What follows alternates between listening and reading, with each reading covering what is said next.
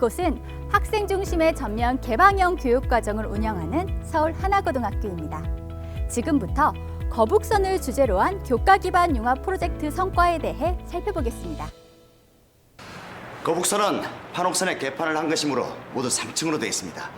제일 아래층은 판옥선과 마찬가지로 단석이나 화약 등 화물을 싣게 되고 2층에는 격군이, 그리고 지금 서 계신 3층에는 보수가 승선하게 됩니다.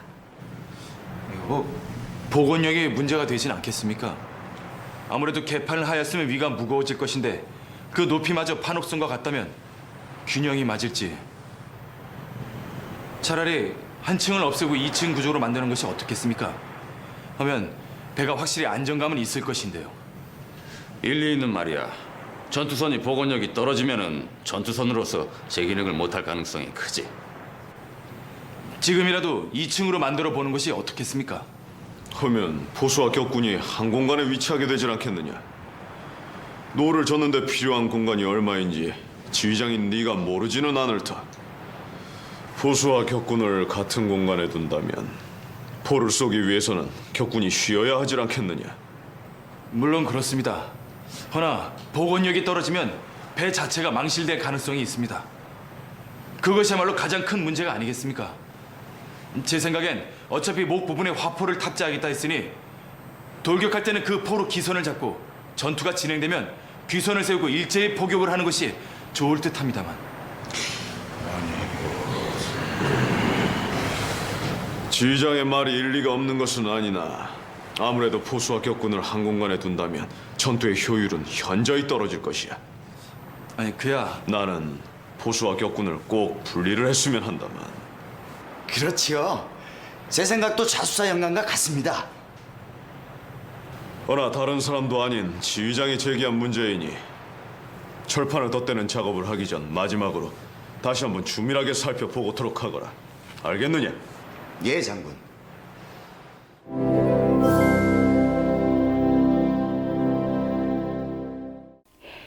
거북선 내부는 2층 구조였을까요? 아니면 3층 구조였을까요?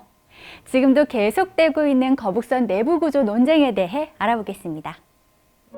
거북선 내부 구조에 관한 관심은 1934년 언더우드가 영어 논문을 발표하면서 시작되었습니다. 미국인인 언더우드는 1층에서는 서양식 노를 젓고 2층에서는 대포를 쏘는 구조로 거북선 내부를 추정하였습니다. 1974년 김재근은 언더우드가 추정한 거북선을 거의 그대로 계승한 거북선 2층 구조설을 주장하였습니다. 현충사에 전시되었던 최초의 대형 거북선 모형도 김재근의 주도하에 서양식 노를 젓는 2층 구조로 제작되었습니다. 1976년 남천우는 거북선은 서양식 노를 젓는 2층 구조가 아니라 한국식 노를 젓는 3층 구조였다고 주장하였습니다. 남천우의 주장에 따르면 거북선 1층은 빈 공간, 2층은 한국식 노를 젓는 공간, 3층은 포를 쏘는 공간입니다. 남천우가 3층 구조설을 발표한 후 김재근도 새로운 2층 구조설을 제시하였습니다. 김재근이 주장한 거북선 2층 구조설에 따르면 2층에서 노를 젓고 3층에서 포를 쏘는 것이 아니라 노를 젓는 작업과 포를 쏘는 작업을 2층에서 동시에 하게 됩니다.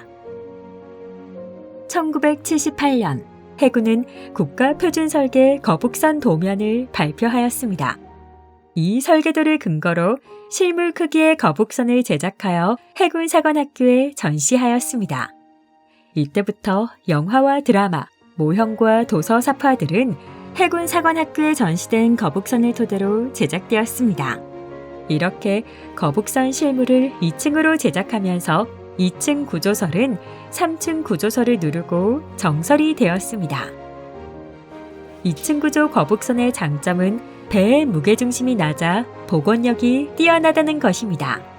일반인들에게는 생소한 개념이었으나 세월호 침몰 사건을 통해 잦은 개조로 무게중심이 높아지면 복원력이 약해진다는 지식이 널리 알려지게 되었습니다. 그렇다면 복원력이란 무엇일까요? 복원력은 기울진 배를 원래대로 되돌리는 힘입니다. 배는 중력과 부력이 균형을 이루면서 물에 떠있게 됩니다. 배가 기울어지면 무게 중심 G는 그대로지만 부력 중심 B가 기울어지는 쪽으로 이동하게 됩니다. 이때 무게 중심 G와 부력 중심 B 사이의 수평 거리가 바로 복원력의 크기입니다. 화면을 보시면 오른쪽 상황에서 더 큰 복원력이 작용하는 것을 알 수 있습니다. 2층 구조 거북선과 3층 구조 거북선을 비교하면 무게중심 G가 낮은 2층 구조 거북선이 3층 구조 거북선에 비해 무게중심 G와 부력중심 B 사이의 거리가 더 길다는 것을 알 수 있습니다. 이 때문에 2층 구조 거북선에 더 큰 복원력이 작용하는 것입니다. 부력중심 B에서 수직으로 올린 직선과 거북선의 중심선이 만나는 지점이 바로 메타센터 M입니다. 메타센터는 회전 중심이라고 부르기도 합니다. 메타센터 M에서 무게중심 G의 값을 뺀 거리를 GM이라고 합니다. GM 값이 작으면 배가 전복될 위험이 있습니다.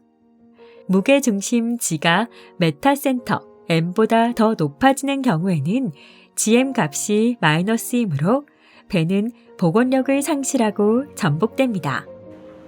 따라서 복원력을 크게 하려면 배의 무게중심 G를 낮추어야 하고 배의 폭을 넓게 해야 합니다. 학생들은 선박에 작용하는 복잡한 힘을 고려하여 거북선의 무게중심과 부심, 메타센터 등을 계산하면서 2층 구조와 3층 구조 거북선의 복원력을 비교 분석하였습니다.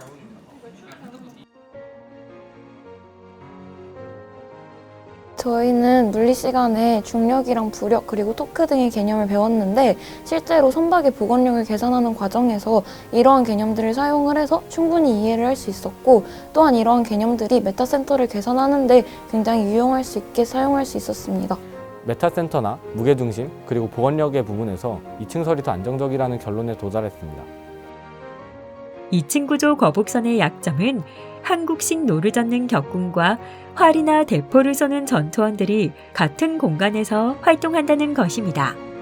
이 때문에 2층 구조 거북선이 적과 교전할 때에는 격군들이 전투원 뒤로 물러나 있어야 합니다.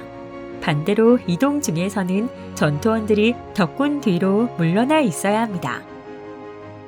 3층 구조 거북선은 격군과 전투원의 공간을 분리할 수 있으므로 전투 효율을 극대화할 수 있습니다.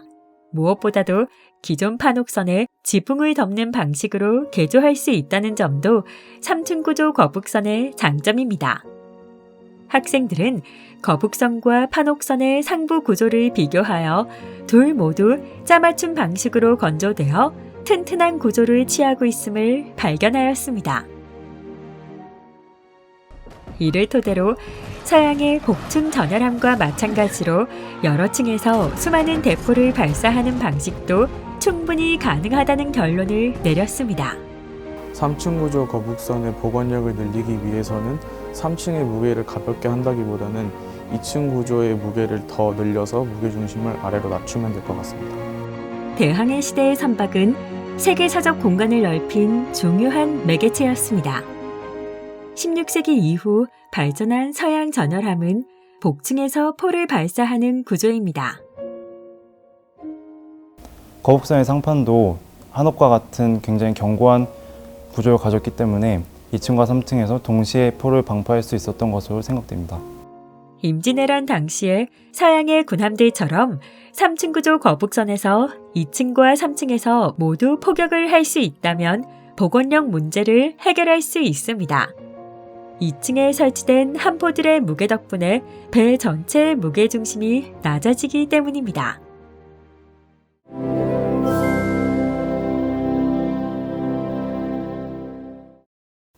여러분들이 알고 있는 현재의 거북선의 형태는 전해져 내려오는 유물이 아니라 현대인들이 만들어낸 이미지에 불과하다는 것 여러분들 알고 계셨나요? 거북선을 복원하는 것과 재현하는 것, 그리고 상상하는 것은 분명히 다르다고 하는데요. 그 차이점에 대해 알아볼까요? 거북선은 민족적 자긍심을 고양시키는 실체로서 이순신 장군을 소재로 한 내러티브가 사람들의 주목을 받을 때마다 거북선도 함께 주목을 받았습니다. 드라마나 영화를 통해 거북선을 접한 사람들은 마치 거북선이 실제 전해 내려온 유물인 것처럼 착각할 정도입니다. 우리 사회는 매체를 통해서 이순신이라는 과거의 영웅을 끊임없이 민족의 영웅으로 다시 불러오고 있습니다. 하지만 거북선은 유물이 아니므로 오늘날 사람들이 인지하고 있는 거북선의 형태는 드라마, 영화, 교과서 또는 위인전 사파에 의해 형성된 허상에 불과합니다. 거북선 신화는 지나간 옛 이야기가 아니라 오늘날에도 소설, 드라마, 영화를 통해 계속 성장하고 있습니다. 이순신과 거북선은 역사, 신화, 민담이 뒤섞인 문화 콘텐츠로 거듭나고 있는 것입니다.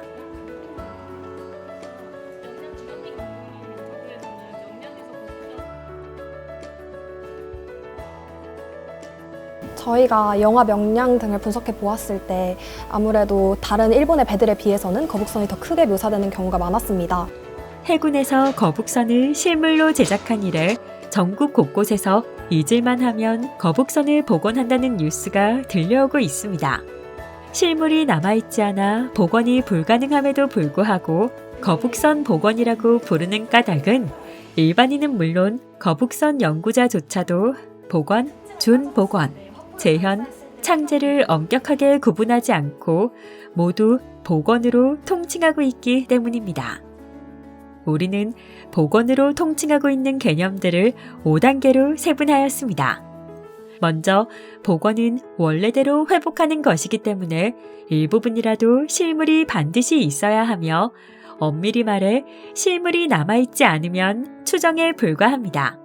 복원이라는 말을 함부로 사용하면 안 된다는 것을 깨달았습니다. 왜냐하면 우리들이 알고 있는 거북선의 모습은 현대인들의 욕망이 만들어낸 허상이기 때문입니다. 준복원은 비록 실물은 남아있지 않더라도 공신력 있는 사서에 상세한 도면과 기록이 남아있는 경우입니다.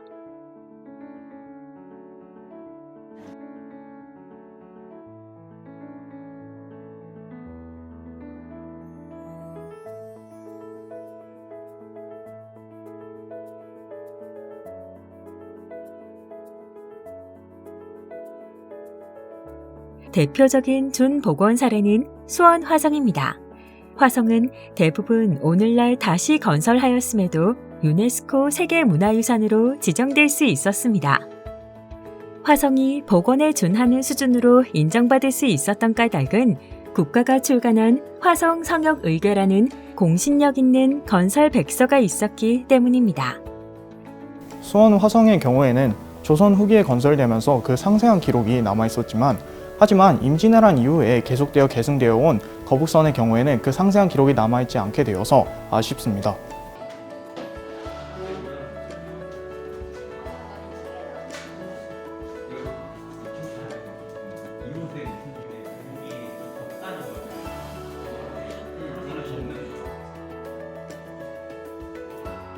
(1795년) 정조 대왕 시기의 거북선들은 규장각에서 펴낸 이충무공 전서에 도면과 기록이 남아 있습니다.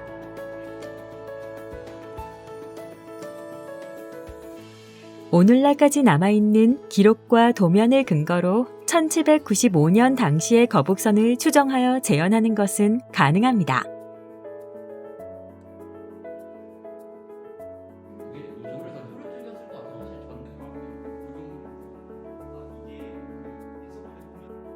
하지만 이를 근거로 다시 200여 년의 시간을 거슬러 올라 임진왜란 때 제작된 이순신 거북선을 추정하는 것은 상상 재현에 해당합니다. 여기서 다시 170년 이상을 거슬러 올라가 조선 태종 때의 거북선을 복원하는 것은 상상 창제에 불과합니다.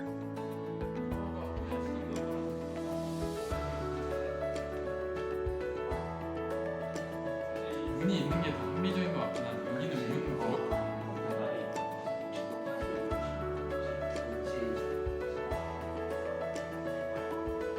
저희가 연구를 하면서 이충모공 전서의 내용과 그림이 일치하지 않는다는 사실을 발견했는데요. 특히 배의 앞부분은 그림과 내용이 전혀 맞지 않습니다. 이충무공 전서에 기록된 통제형 거북선 관련 내용에는 배의 앞부분, 즉 노판이 4개의 가로 판자를 결합한 것으로 설명하고 있으나 그림을 보면 7개의 세로 판자를 결합한 것으로 묘사되어 있습니다. 또 노판을 구성하고 있는 두 번째 판자 좌우에 현자포 구멍을 1개씩을 뚫었다고 설명하고 있으나 그림을 자세히 보면 노판이 아니라 노판 위에 있는 방패판에 2개의 현자포 구멍을 뚫었습니다. 왕실에서 가능한 사료라고 해서 모두 완벽한 것이라고 맹신해서는 안 되겠습니다.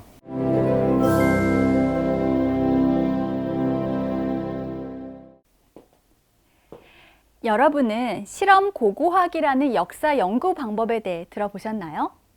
역사 연구는 사료를 열심히 찾고 또 분석하면 되는 것인 줄 알았는데 과학적 지식을 활용하여 실험을 통해 옛날의 모습을 추론하는 방법도 있었네요.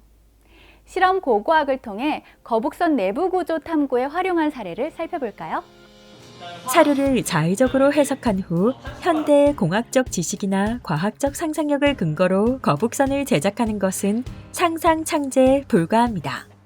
그렇다면 사료가 부족하거나 없다면 역사 연구는 불가능한 것일까요? 그렇지 않습니다. 거북선의 모형이나 실물을 제작한 후 내부 구조를 규명하는 데 필요한 다양한 실험을 할 수 있습니다.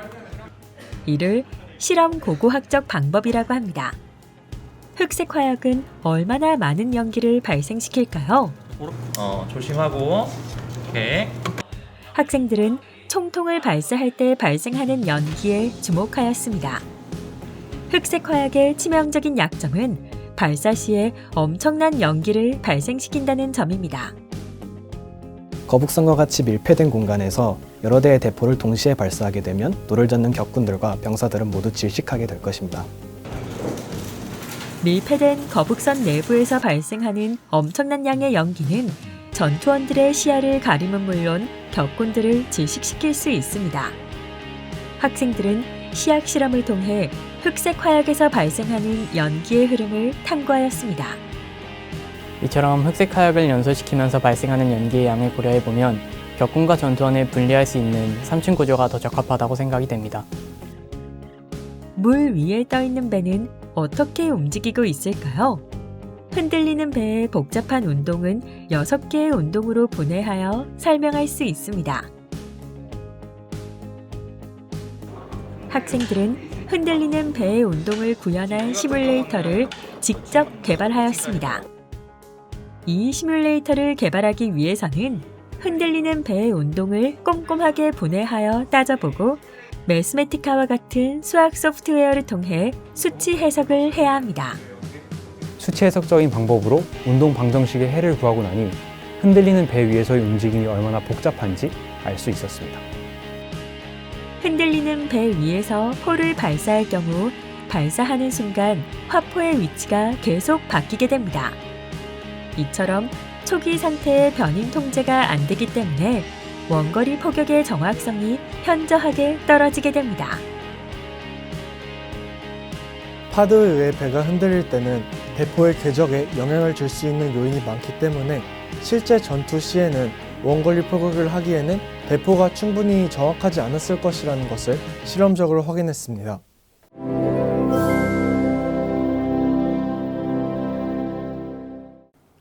거북선 탐구는 한국사 탐구 주제로만 알기 쉬운데요. 수학을 활용하여 좀 더 객관적이고 타당한 논거를 만들어낼 수 있습니다. 지금부터 수학을 활용하여 거북선 내부 구조를 추론한 사례를 살펴보겠습니다. 거북선의 내부 구조를 정확하게 추론하기 위해서는 사료를 탐구하거나 실험 고고학적 방법으로 추론하는 것 이외에 공학적인 사고에 입각해 비용을 따져보아야 합니다. 2층 구조 거북선의 건조 비용은 대략 얼마나 되는지 추론하고 3층 구조로 건조할 경우에는 어느 정도의 비용이 더 증가하는지 꼼꼼하게 따져보아야 합니다.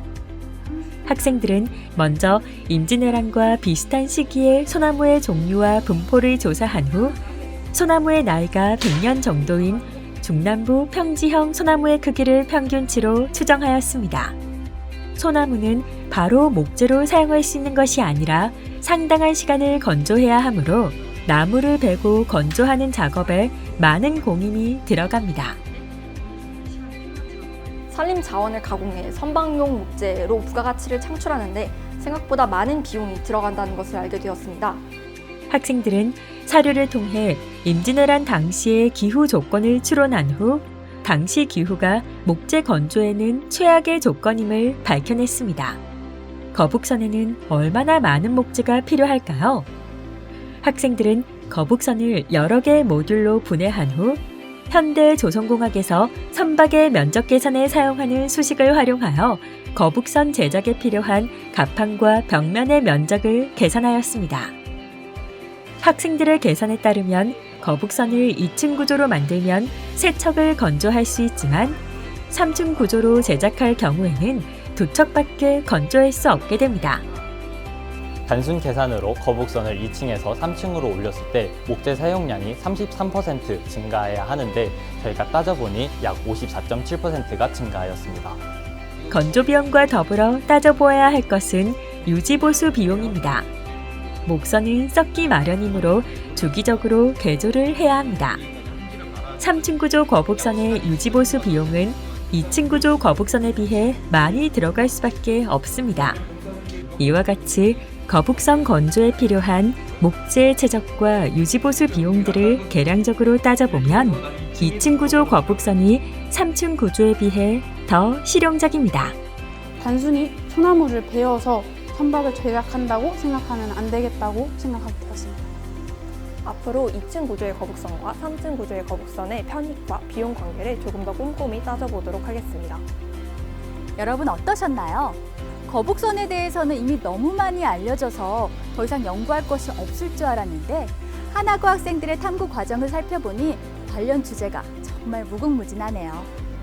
앞으로도 거북선을 주제로 한 더 깊이 있는 탐구가 계속되기를 기대하겠습니다.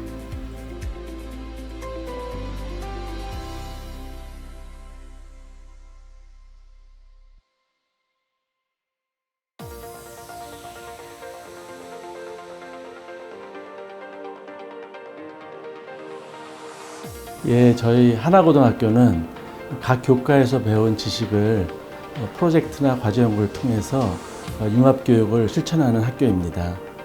이런 과정을 통해서 학생과 선생님들이 각 교과 기반의 융합교육을 좀 더 할 수 있도록 격려할 예정입니다.